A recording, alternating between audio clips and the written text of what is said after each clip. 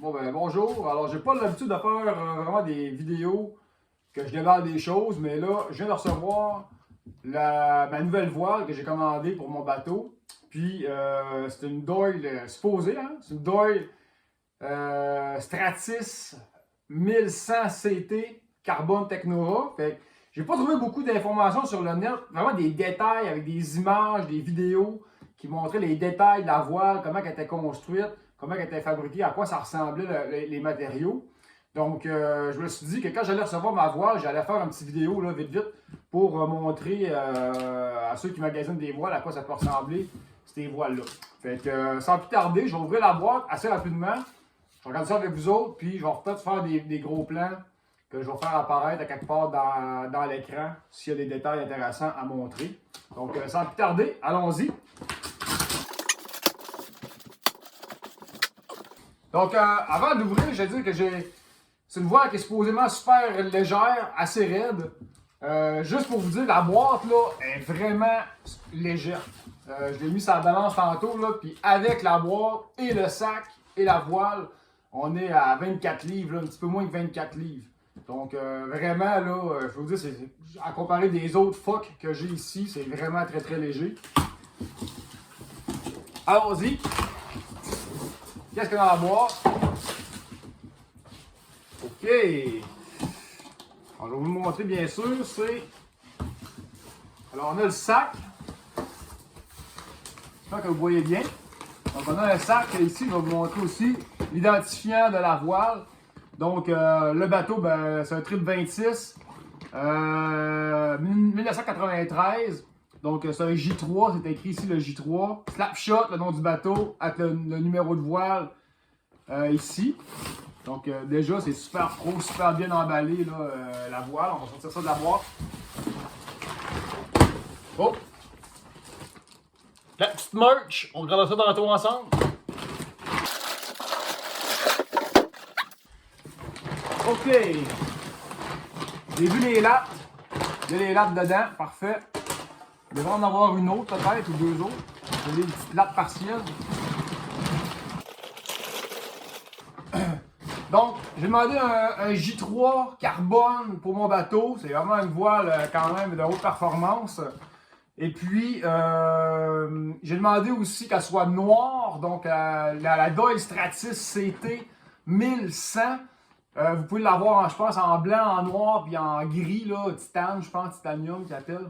Donc, moi, j'ai demandé noir avec des bandes blanches, des bandes rouges, pardon.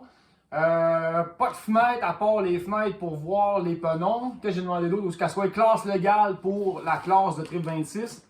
J'ai demandé aussi un sac long avec un grand zipper en plastique. Parce que moi, j'aime bien ça en arrivant au quai, rouler mes voiles sur le quai, puis les mettre dans des sacs. Des fois, dans des sacs faits sur le long, là, comme des sacs de couchage, mettons, c'est un peu tannant à rentrer. Fait que pour celle-là, en tout cas, je voulais avoir un sac que je mets à plat sur le quai ou sur le pont, avec un grand zipper pour déposer la voile dedans, puis zipper, c'est prêt à repartir, c'est prêt à être serré. Donc le sac, premièrement, un super sac, sans blague, là. Il est en plastique, c'est sûr que c'est pas en tissu, donc peut-être que ça respirera pas autant, mais c'est vraiment super léger. Il y a quand même ici une fenêtre pour l'aération. Les deux bouts sont percés, sont ouverts pour faciliter l'air, sûrement le passage de l'air. C'est un grand sac, là. Un grand sac long, parfait. Ça me semble parfait à date. Il y a le trou. Il y a le trou ici, donc je pourrais laisser le sac sur le pont, sortir la drisse, les écoutes par le trou. Vraiment, là, les fermetures éclairs, c'est de la super qualité, là, vraiment super cool, là, c'est vraiment bien fait. Il y a les attaches aussi pour l'attacher sur le pont. Bon, allons voir la voile directement dedans. OK. Sans blague, c'est vraiment léger. Là.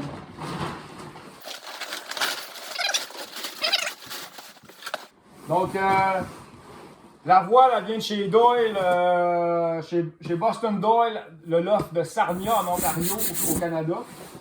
Donc ça fait... tout mon bateau est équipé en Doyle, principalement. Là. Donc, vraiment, là, à date, j'ai toujours été très satisfait de mes voiles. Ça fait plusieurs voiles que je prends là-bas. Donc, on va regarder ça ensemble. Oh!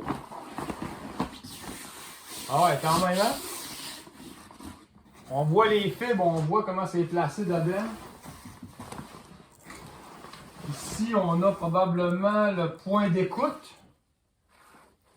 Je crois bien que c'est le point d'écoute. On va commencer par ça, rapido. Donc vraiment, là, je vois là, que c'est vraiment là, du beau travail, sans blague. Là. Tous les renforts, la voile est croustillante. Je vais vous faire des gros plans pour que vous voyez les fibres comme il faut. Le coin, là, c'est parfait. C'est léger, c'est bien collé, il n'y a rien qui dépasse. Les points en zigzag, il y a comme aussi des points, j'ai jamais vu ça, c'est comme des points carrés un peu. On dirait que c'est des points comme numériques, comme des pixels. Au lieu d'être un pattern en zigzag, c'est un pattern comme en carré. Probablement pour reprendre des efforts là, spécifiques aux sangles qui viennent tenir le coin ici. Il y a l'accès au nerf de chute. Facilité avec le petit velcro protecteur pour que rien accroche. Parfait. Donc, ça fonctionne. J'ai les bandes rouges. Elles sont super belles, les deux côtés. Exactement à la même place. Les goussets pour les lattes. Très simple avec les velcro. C'est raide en tabarouette, là. C'est vraiment solide, là. C'est vraiment cousu très serré, là. C'est un peu dur à rentrer la latte, mais je pense qu'une fois qu'elle va être rentrée, ça ne bougera plus. Donc voilà, je déplie ça un peu, on va regarder voir plus loin.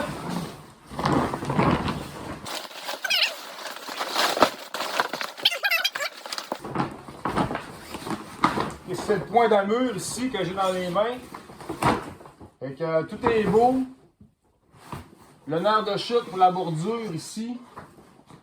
Très simple avec le petit coinceur en plastique qu'on connaît tous. Ouais, les coins là, c'est vraiment impressionnant comment c'est fait. Puis on sent que le tissu qui est raide, qui est croustillant. M'avait dit que c'était comme dur à plier, mais moi ça me donne l'impression que c'est quand même. C'est dur et souple. Mais ça reste comme une toile assez raide là. Okay. Vous voyez quand ça bouge là.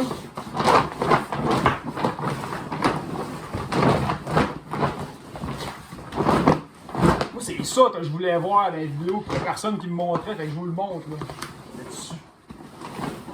C'est sûr que quand c'est nœud, c'est raide. Là. Ça ressemble pas mal à ça.